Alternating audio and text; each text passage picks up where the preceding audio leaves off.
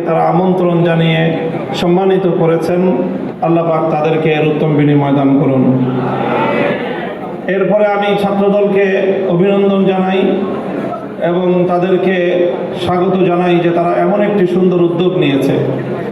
বাংলাদেশের ছাত্র সমাজের মধ্যে কোরআনের শিক্ষার যে চর্চা, সেই চর্চাকে তারা উৎসাহিত করেছে।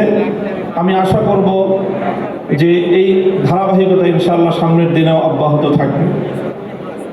আমি আজকের এই আয়োজনে ছাত্রদেরকে লক্ষ্য করে এবং বিশেষ করে ছাত্র দলের নেতাকর্মীদেরকে লক্ষ্য করে আপনাদেরকে অনুপ্রেরণা দেওয়ার মতো দু একটি কথাও আমি বলতে চাই। প্রিয় উপস্থিতি, বাংলাদেশ জাতীয়তাবাদী ছাত্র দলের যাত্রা শুরু হয়েছিল শহীদ প্রেসিডেন্ট জিয়াউর রহমানের হাত ধরে।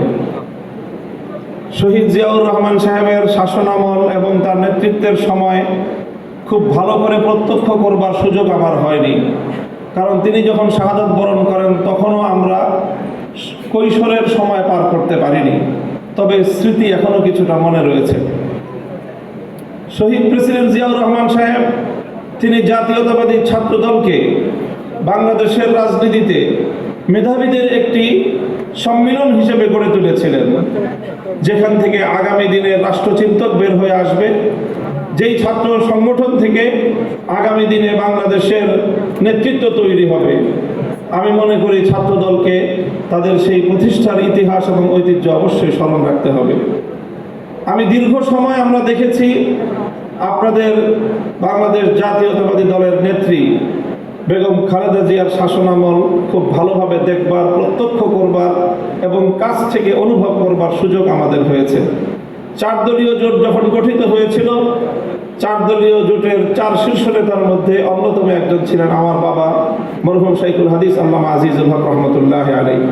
সেই সুযোগেও অনেক জানাশোনার সুযোগ আমার হয়েছে। আমি আজকে আপনাদের এই উপস্থিতিকে বেগম জিয়ার 2টি কথা উদ্ধৃত করতে চাই। যখন 5ই আগস্ট ছাত্র গণ অভ্যুত্থানের মধ্য দিয়ে বাংলাদেশের মানুষের বুকের উপর থেকে জগদ্দল পাথর, ইতিহাসের বর্বরতম নৃশংসতম শাসক লেডি ফেরাউন খ্যাত শেখ হাসিনা উৎখাত হলো এবং বাংলাদেশ তার ফ্যাসিবাদ থেকে মুক্ত হলো, ঠিক 5ই আগস্টের একদিন পরে বেগম জিয়াকে হাসপাতালে দেখতে যাওয়ার সুযোগ আমার হলো এবং সেখানে ডক্টর জাহিদ সাহেবের বদান্যতায় দীর্ঘ সময় একান্ত সাক্ষাতে ওনার সঙ্গে কথা বলার সুযোগ হলো। চিন্তা করেন, যেই মহিলা অশীতিপর বয়সে জীবন মৃত্যুর সন্ধিক্ষণে দাঁড়িয়ে যার দ্বারা এমনভাবে নিগৃহীত হয়েছেন, অপমানিত হয়েছেন, নিজের প্রিয় বস্তু ভিটা তাকে ছাড়তে হয়েছে এবং জীবন মৃত্যুর মাঝামাঝি দাঁড়িয়ে বছরের পর বছর কারাগারে তাকে নিক্ষিপ্ত থেকে মৃত্যুর প্রহর গুনতে হয়েছে, যার উপর অত্যাচার এবং নির্যাতনের কোনো সীমা ছিল না, সেই বেগম জিয়া যখন জানতে পারে তার সামনেই তো ঘটছিল বাংলাদেশের এই পরিবর্তন, পট পরিবর্তন, শেখ হাসিনার এই পতন, স্বাভাবিকভাবেই তখন তো তার সঙ্গে কথা বললে প্রতিক্রিয়ার মধ্যে শেখ হাসিনার কিছু পর্যালোচনা, শেখ হাসিনার শাসনামলের কিছু জুলুম নির্যাতনের কিছু বিবরণ, তার ক্ষোভ, তার দুঃখ, মর্মবেদনার কিছু গল্প উঠে আসার কথা। আমি বিস্ময়াভিভূত হলাম। তার সঙ্গে প্রায় আধা ঘন্টার মতো আমার কথা হলো। তিনি আধা ঘন্টার মধ্যে একবারও শেখ হাসিনার নাম উচ্চারণ করেননি। তিনি পুরো সময়টা 2টি কথা বলেছেন। একটা হলো আমার মরহুম বাবা শাইখুল হাদিস সাহেবের সঙ্গে তার রাজনীতির কিছু স্মৃতিচারণ তিনি করলেন এবং আমাকে সেজন্য অভিনন্দন জানালেন। আর দ্বিতীয় আরেকটি কথাই তিনি বারবার বললেন। তিনি বললেন যে আপনাদের কথা মানুষ শুনে, আপনারা মানুষকে গিয়ে বলেন, দেশের জনগণকে গিয়ে বলেন, কেউ যেন দেশের সম্পদ নষ্ট না করে। এই সম্পদ তো আমাদের, গণভবন, প্রধানমন্ত্রীর কার্যালয় সহ এই রাষ্ট্র আমাদের। মানুষকে শুধু একটা কথা বলেন, যেন কেউ এই রাষ্ট্রের কোনো সম্পদ নষ্ট না করে। আমি অভিভূত হলাম যে এই পরিস্থিতিতে একজন মানুষ, তার কিন্তু নিজের অতীত জীবনের দুঃখ কষ্ট নিয়ে কোনো ইতিহাস তার মনে নেই, তার শুধু মনে দেশপ্রেম, মানুষের ভালোবাসা, দেশের সম্পদের ভালোবাসা, দেশটা যেন এগিয়ে যেতে পারে। আমি মনে করি যারা জাতীয়তাবাদী রাজনীতি করেন, জাতীয়তাবাদী জাতীয়তাবাদী দলের আপনাদের সকলের আপনাদের নেত্রী থেকে এই দেশপ্রেমের শিক্ষা গ্রহণ করা উচিত এবং সেভাবেই দেশকে ভালোবেসে দেশকে গঠন করার জন্য আত্মনিয়োগ করা উচিত।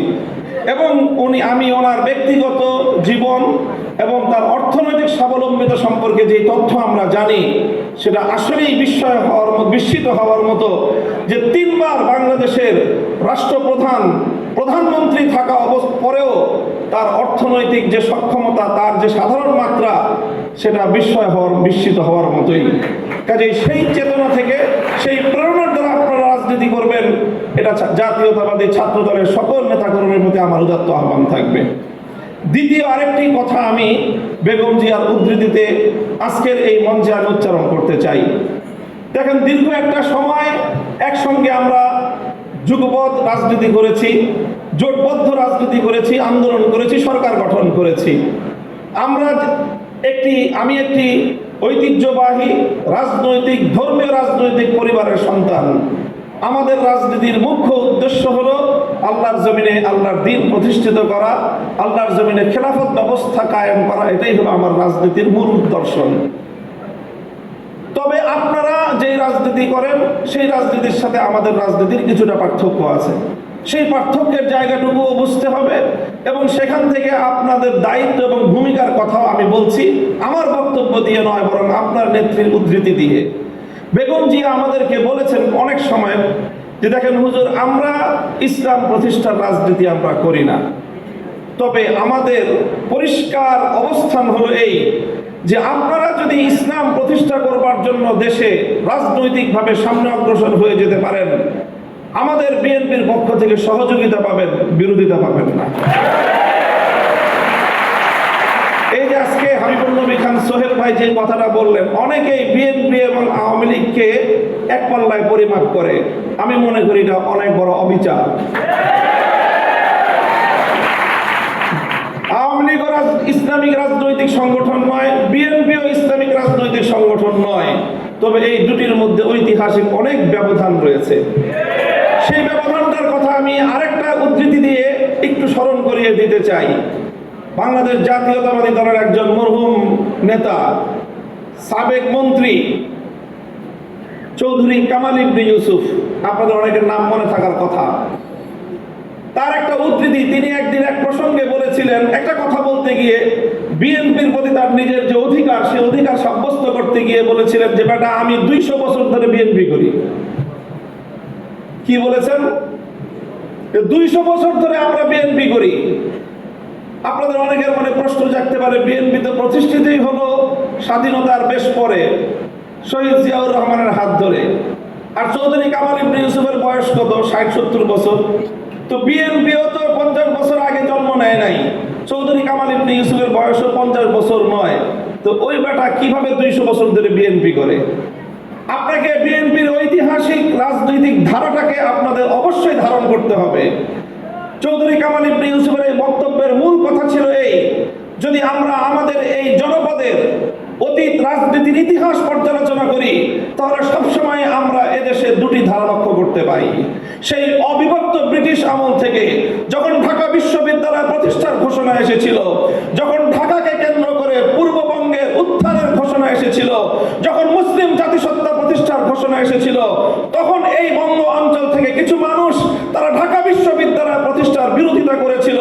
তারা ঢাকাকে কেন্দ্র করে পূর্ববঙ্গের উত্থানকে ঠেকিয়ে দিতে চেয়েছিল, যারা মুসলিম জাতিসত্তার বিরোধী ছিল। এই ঐতিহাসিক ধারা সেই ব্রিটিশ আমল থেকে চলে এসেছে। আর এই ধারায় এইভাবে দুটি ধারা প্রতিষ্ঠিত হয়েছে, সংঘাত চলেছে, লড়াই চলেছে। একটি ধারা ছিল পূর্ববঙ্গ কেন্দ্রিক এই বাংলাদেশী জাতীয়তাবাদ তথা মুসলিম জাতীয়তাবাদের, মুসলিম জাতিসত্তা গঠনের যে ঐতিহাসিক ধারা, এই ধারার যারা রাজনীতি করে জাতীয়তাবাদী দল বিএনপি সেই ধারারই প্রতিনিধিত্ব করে। কাজেই বিএনপিকে যেমন এই কথাটা মনে রাখতে হবে, যারা বিএনপির সমালোচনা করে তাদেরকেও এই কথাটা মনে রাখতে হবে।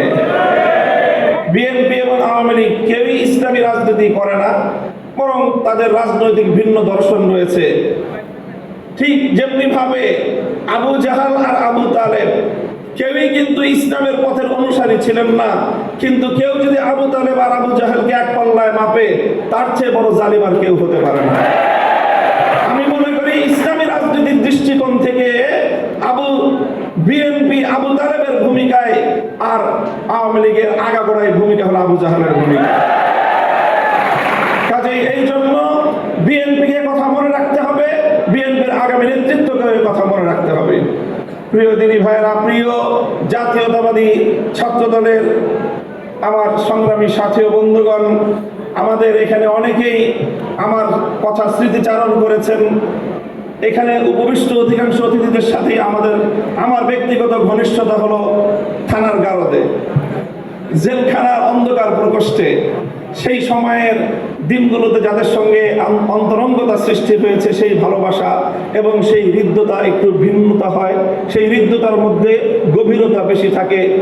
আমি আপনাদের এই শহীদুদ্দিন চৌধুরী, আলী ভাই, সুলতান সালাউদ্দিন টুকু ভাই সহ আরো অনেকের সঙ্গে আমাদের সেই দুঃসময়ের দিনগুলো একসঙ্গে অতিক্রম করেছি। আরো অনেক নেতৃবৃন্দ ছিলেন, এই যে গিয়াসউদ্দিন আল মামুন সাহেব, তারপরে মিয়া নুরুদ্দিন অপু ভাই, আর এরপরে বিশেষভাবে যাকে আজকে আপনাদের এই মঞ্চে আমার স্মরণ করতে মনে যায়, তিনি আপনাদের প্রাক্তন কেন্দ্রীয় সভাপতি মরহুম নাসিরউদ্দিন আহমেদ পিন্টু ভাই। আমার জন্মস্থান আমাদের লালবাগের যিনি নেতা, যাকে নির্মমভাবে মৃত্যুর দিকে শুধু ঠেলে দেওয়া হয়েছে বলবো না, বরং যাকে পরিকল্পিতভাবে হত্যা করা হয়েছে। জাতীয়তাবাদী ছাত্র দলের একজন কেন্দ্রীয় সভাপতি পিন্টু ভাই কেমন ছিলেন, একটি কথা শুধু আপনাদেরকে স্মরণ করিয়ে দিতে চাই, যেন আপনারা তার আদর্শের অনুসরণ করতে পারেন। আমি একদিন গারদ থেকে 2013 সালের জেলখানার ইতিহাস বলছি। আমি 2013 সালে আমি যখন জেলে, পিন্টু ভাইও তখন জেলে, একই জেলে ছিলাম আমরা, কাশিমপুর হাই সিকিউরিটি কেন্দ্রীয় কারাগারে। আমিও গেলাম, একেবারে যখন জেলখানায় পৌঁছলাম থানার গারদ কোর্ট থেকে, তখন আসরের সময় প্রায় শেষ হয়ে যায়। আমি পথিমধ্যে আসরের নামাজ পড়তে সক্ষম হয়েছিলাম। পিন্টু ভাই আলাদা আরেক গাড়িতে গেলেন, কিন্তু তিনি আসরের নামাজ পড়তে পারেন নাই। আমি ওই কারাগারের অফিস কক্ষে ওনার জন্য অপেক্ষা করছিলাম যে উনি আসলে হয়তো একটু কথা বলবো। তিনি আসলেন। তিনি আসার পরে আমাকে দেখে সালাম দিলেন, শুধু দূর থেকে ইশারা করে বললেন যে একটু অপেক্ষা করেন, আমি নামাজ পড়ি নাই। তিনি দ্রুত কদমে এগিয়ে গেলেন এবং আসরের নামাজের ওয়াক্ত চলে যাচ্ছে, দ্রুত সময় মতো তিনি নামাজটা পড়ে, তারপরে নামাজ সেরে তারপরে তিনি এসে আমার সাথে কথা বললেন। এবং কাশিমপুর কেন্দ্রীয় হাই সিকিউরিটি কারাগারে যতজন বন্দী ছিলেন, বিশেষ করে ধর্মপ্রাণ যত বন্দী ছিলেন, তাদের সকলের সেবা শুশ্রূষায় নাসিরউদ্দিন পিন্টু ভাই অসামান্য অবদান রেখেছেন। কাজে এইগুলো ছাত্র দলের ইতিহাস, ছাত্র দলের কেন্দ্রীয় নেতাদের ইতিহাস। এই ইতিহাসগুলো আমি আপনাদেরকে স্মরণ করিয়ে দিয়ে আপনাদেরকে আমি বলবো যে আপনারা ইনশাআল্লাহ এই ঐতিহ্যকে আপনারা ধারণ করবেন। দেখেন, আমি আবারও বলছি, রাজনৈতিকভাবে আপনারা একটা আদর্শের রাজনীতি করেন, আমরা আরেকটা আদর্শের রাজনীতি করি। তবে বাংলাদেশের প্রেক্ষাপটে একটা কথা আমাদেরকে মনে রাখতে হবে, সেটা হলো বাংলাদেশের জাতীয়তাবাদী শক্তি এবং ইসলামী শক্তি পরস্পর সহযোগিতার মাধ্যমে বাংলাদেশের স্বাধীনতাকে রক্ষা করতে হবে। যদি জাতীয়তাবাদী শক্তি এবং ইসলামী শক্তির মধ্যে বিভেদ তৈরি হয়, বাংলাদেশ বিপন্ন হবে, বাংলাদেশ বিরোধী ফ্যাসিবাদী শক্তি আবার শক্তিশালী হবে। যারা বাংলাদেশ থেকে ইসলামকে মুছে ফেলতে চায়, তারাই বাংলাদেশের স্বাধীনতার শত্রু, তারাই বাংলাদেশের স্বাধীনতার দুশমন। এই স্বাধীনতার শত্রুরা, এই শেখ হাসিনার সবচেয়ে বড় নির্মম অত্যাচার হলো বাংলাদেশের আলেম সমাজকে জাতির কাছে হেয় প্রতিপন্ন করবার চেষ্টা করেছে।